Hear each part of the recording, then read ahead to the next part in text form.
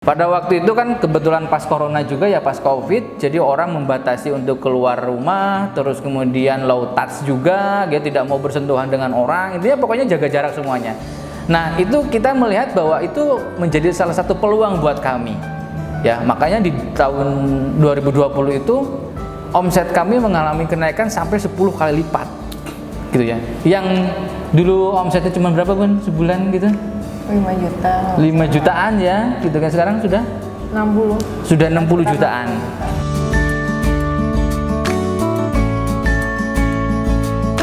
Untuk teman-teman generasi muda, milenial gitu ya, yang ingin memulai usaha gitu ya, di bidang apapun, tolong temukan passion Anda. Do the best ya. Kerjakan dengan sebaik-baiknya, cintai pekerjaanmu, maka uang akan ikut. Uang akan mencari Anda sendiri.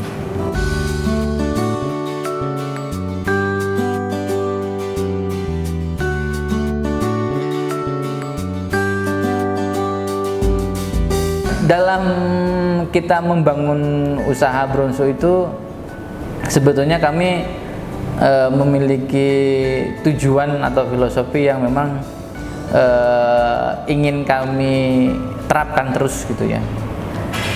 Kami beranggapan bahwa ketika usaha ini berkembang gitu ya, itu tidak terlepas daripada doa orang tua, terus kemudian juga dari doa masyarakat ya sekitar.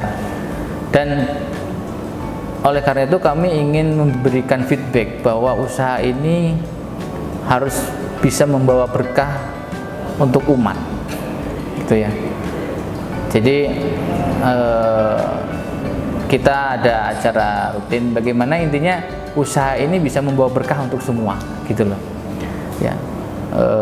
Kita ya contoh konkret misalkan kita bikin acara sebulan sekali santunan anak yatim, terus kemudian juga kita misalkan sama-sama membangun sekolah kayak gitu-gitu ya, yang kita sih waktu itu sempat kepikiran pingin di belakang sebenarnya sudah bangun konsepnya gitu ya, ada taman Al-Quran kayak gitu-gitu ya. Mudah-mudahan ini bisa terrealisasi lah seperti itu ya. Yang harapannya ketika kita membangun suatu bisnis itu bukan hanya serta-merta untuk kepentingan kami pribadi seperti itu. Kami ingin usaha ini juga bisa bermanfaat untuk semua seperti itu ya.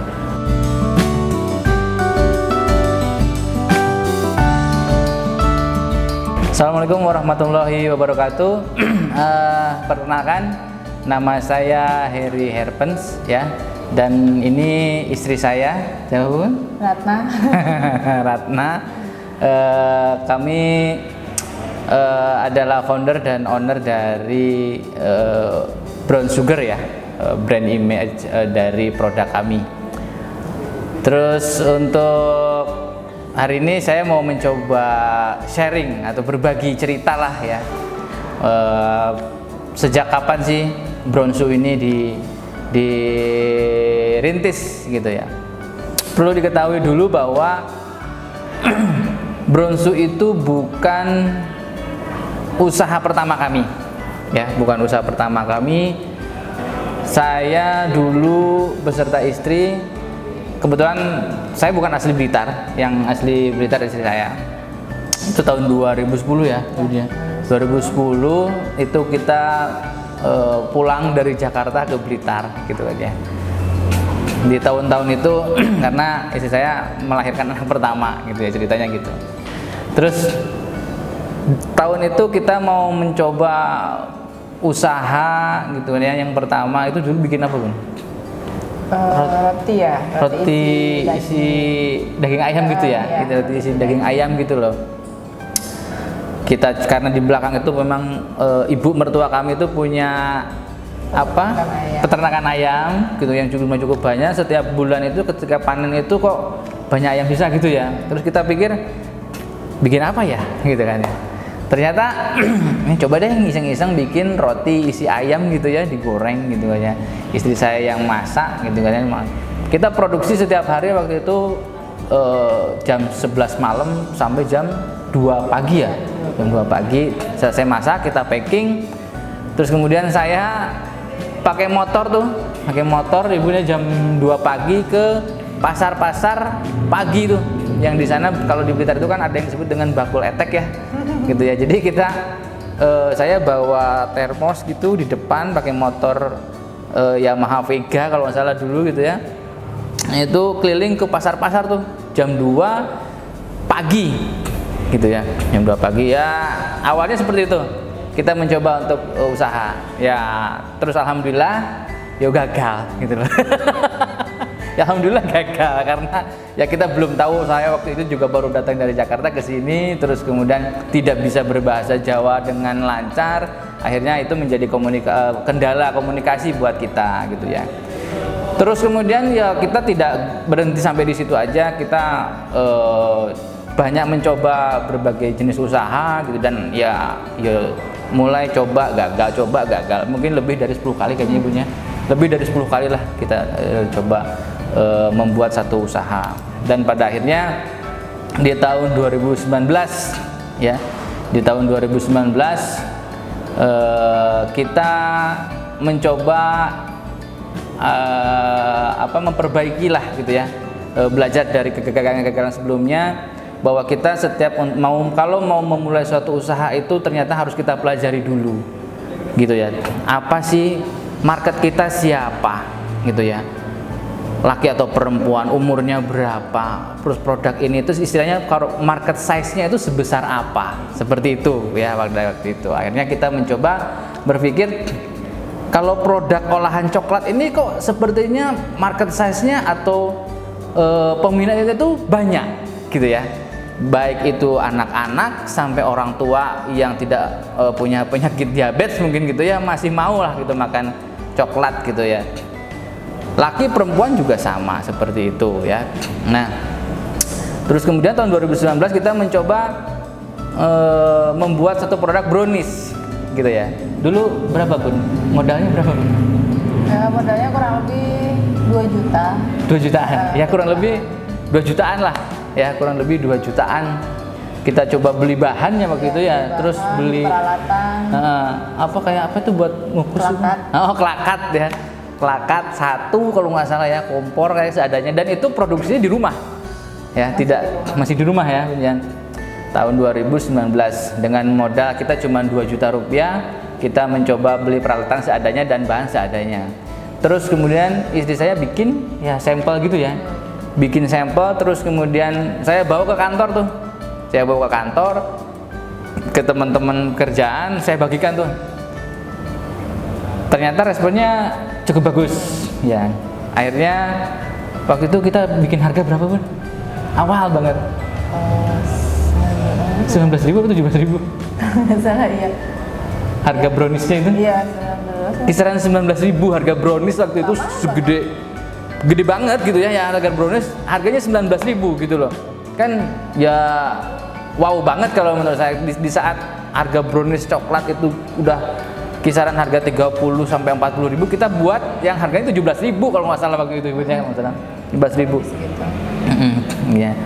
Dan alhamdulillah ternyata kok responnya cukup bagus 2019 itu gitu kan ya. Dengan modal usaha 2 juta itu. Terus kemudian setelah itu kita by order ya, terima by order. Nah mungkin istri saya bisa cerita nih, dulu karena yang mengerjakan tuh cuman kita berdua. Dulu pernah ngerjain order yang pertama kali banyak tuh gimana Bun?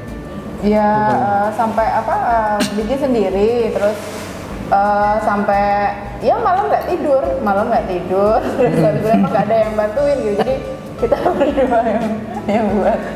Terus belum nanti pagi juga harus nganterin sendiri gitu loh, nganterin ke customer-nya sendiri gitu. Ada yang satu waktu itu istri saya dapat orderan 100 pieces ya. Terus pas saya posisi lagi ke Jakarta gitu. Jadi ngerjakan istri saya sendiri udah mau nangis dia. Udah mau nangis. 2 hari nggak tidur. 2 hari nggak tidur, bayangkan. Gitu ya, 2 hari nggak tidur, persis 2 hari nggak tidur. Ya, jadi ya memang untuk mengawali prosesnya seperti itu gitu ya. Dan ini nggak mudah gitu kan ya. Memang butuh mental gitu. Tapi ya alhamdulillah kita terus move, kita terus maju terus gitu kan ya. Ya alhamdulillah di tahun 2020 ya. 10-10-20 kita mendirikan outlet Bronsu pertama di Desa Minggirsari gitu kan ya.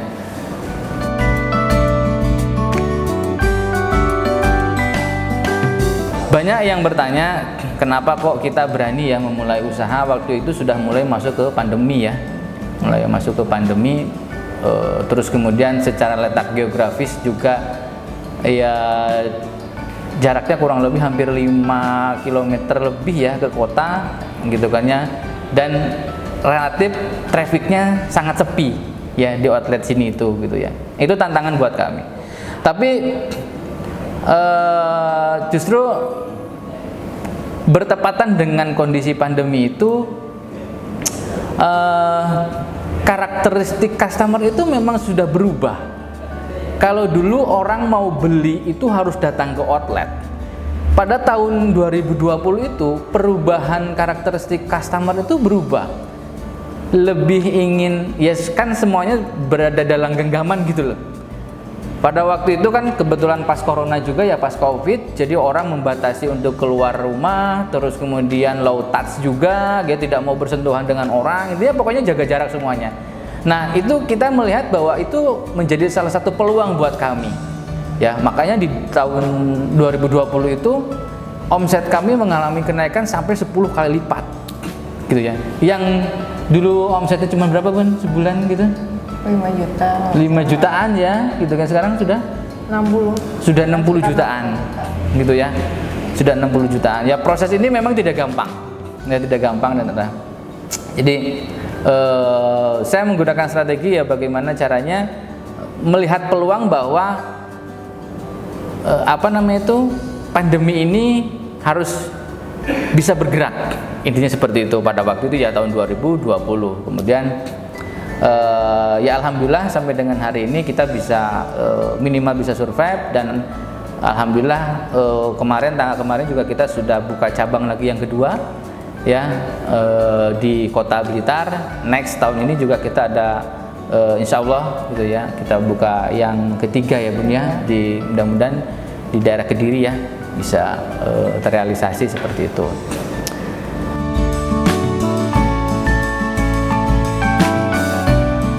Terus kemudian terkait dengan strategi bisnis gitu ya.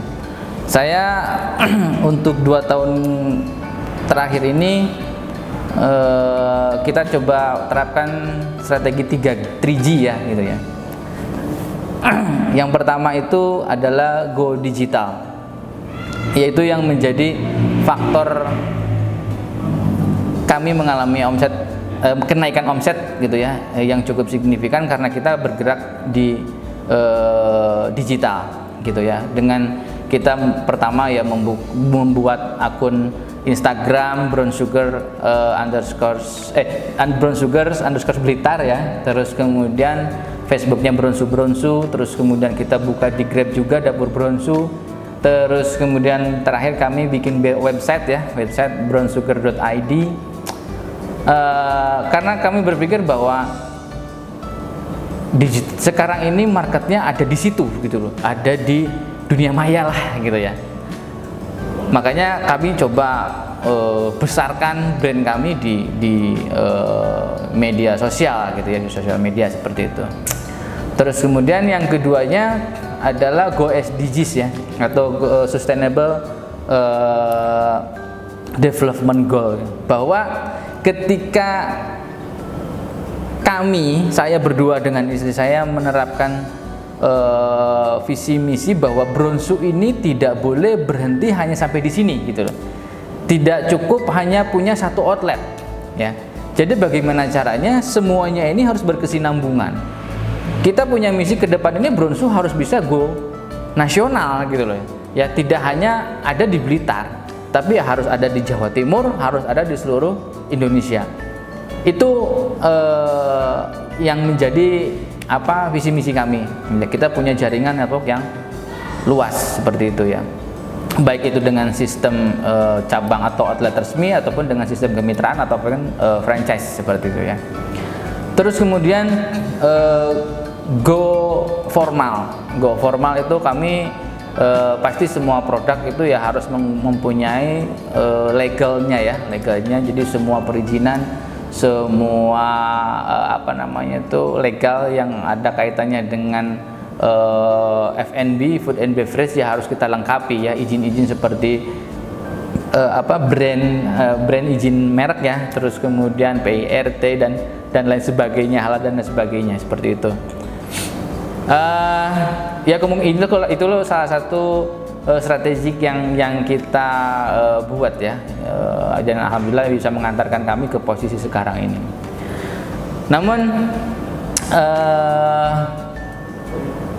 keberhasilan kami ini tidak serta-merta, saya sih belum bilang ini benar-benar berhasil gitu ya, sukses enggak gitu ya, masih sangat jauh gitu banyak. Cuman ketika pembandingnya dengan tahun-tahun sebelumnya gitu ya ada kenaikan lah gitu ya, seperti itu. Di saat usaha teman-teman yang lain ketika dihantam sama pandemi itu kolaps gitu kan ya, kami alhamdulillah masih bisa survive, bahkan growth sampai 10 kali lipat seperti itu.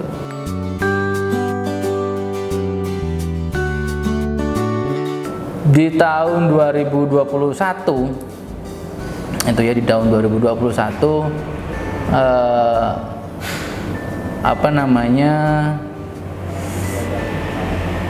tidak merupakan tahun yang tidak mudah buat kami, khususnya mungkin buat istri saya ya, karena di tahun 2021 itu di saat kami lagi di puncak, istri saya atau ya bukan ibu saya, ibu istri saya atau mertua saya itu kami harus ditinggalkan sama orang tua yang kita cintai, yang kita sayangi. Jadi di tahun 2021 persisnya bulan April saya kena COVID ya, harus terbaring di rumah sakit kurang lebih berapa hari ini? 10 hari sampai 14 hari ya, 14 hari, dan itu benar-benar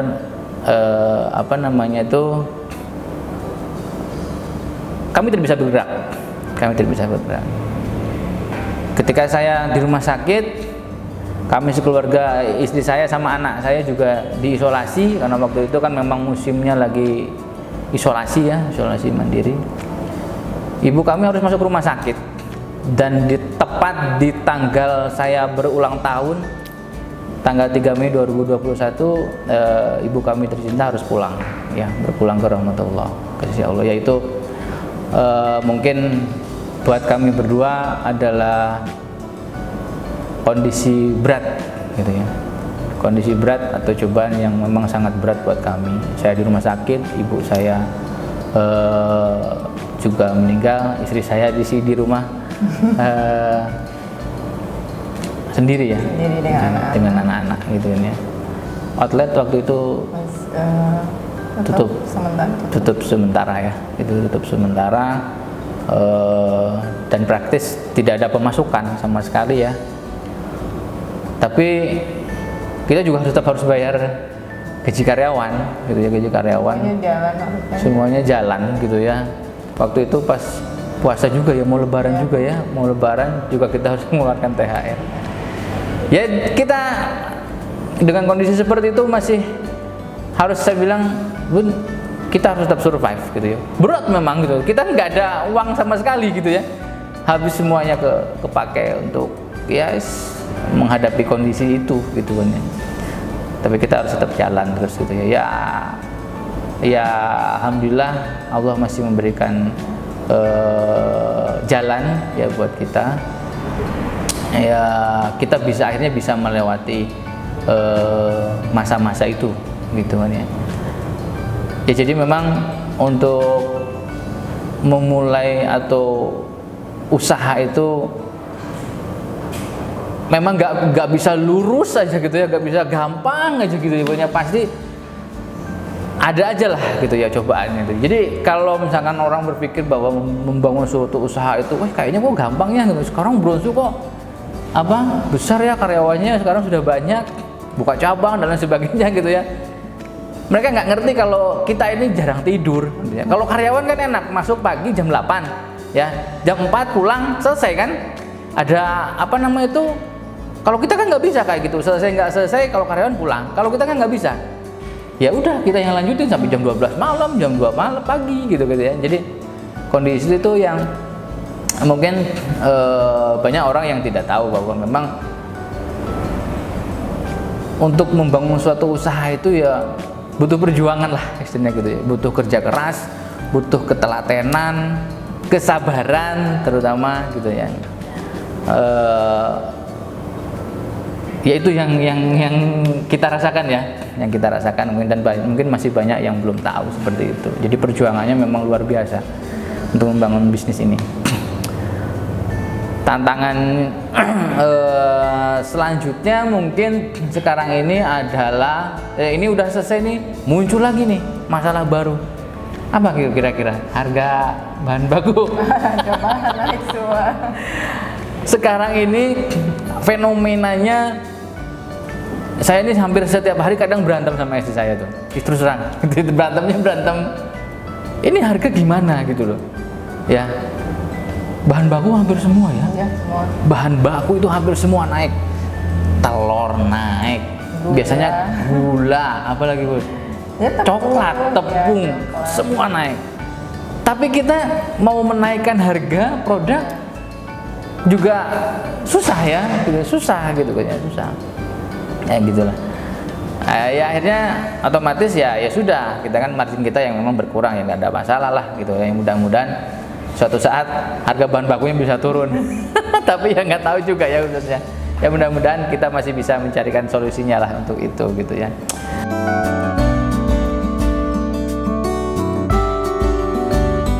Terus kemudian terkait dengan varian produk. Varian produk utama kita apa aja, Bun? Brownies kukus. Brownies kukus. Brownies kukus itu ada apa? Topping? Ada topping, ada ori keju, original keju, original coklat, dan pandan keju. Pandan keju. Ada varian kayak mix atau mocha ada. Oke. Terus kalau apa tadi? Panggang. Brownies panggang. Ada varian topping almond, juga itu ya. Almond, kacang mete, Oreo, choco chip, dan mix. Oh, mix itu yang dicampur gitu ya. Oke. Itu kita kan punya produk itu memang produk best sellernya ya, recommendednya itu memang ada di brownies panggang itu yang menjadi yang sekarang ini lagi kita dorong untuk menjadi salah satu produk atau ikonnya asli ya, asli. Ini asli loh, bukan dari luar atau bukan dari orang lain.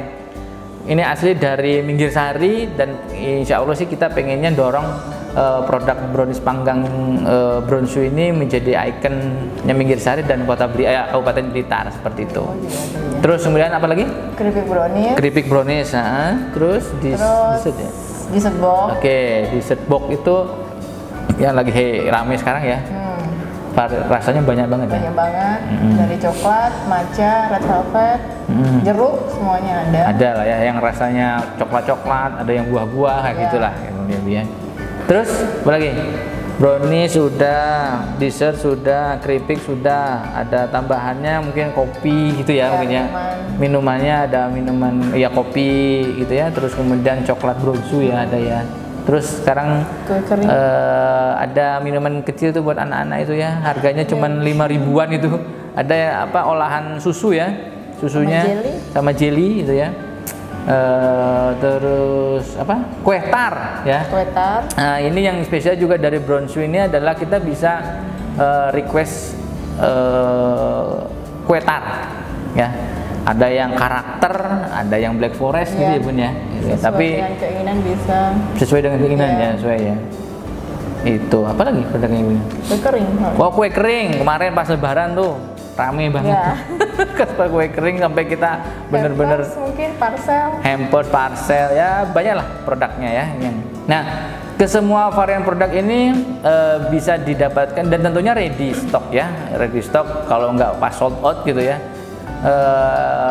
Outlet kita ada di Minggir Sari ya, outlet utama kita atau pusatnya ada di Minggir Sari, terus kemudian ada di Jalan Kalimantan, tepatnya di Ruko PKPRI ya, depannya SPBU Jalan Kalimantan. Terus untuk hari ini sampai dengan tanggal 21 juga kita ikut pameran di Blitar Jadul ya, dan kita ini rajin ikut event-event gitu ya, gini, karena kita berpikir bahwa ketika brand kita itu lebih sering atau lebih dikenal oleh orang banyak, harapannya brand image kami juga semakin cepat dikenal orang lah, seperti itu ya, untuk event-event. Dan ya mohon doanya, mudah-mudahan di tahun ini juga kita bisa buka cabang yang ketiga dan keempat, seperti itu ya, ditunggu aja gitu.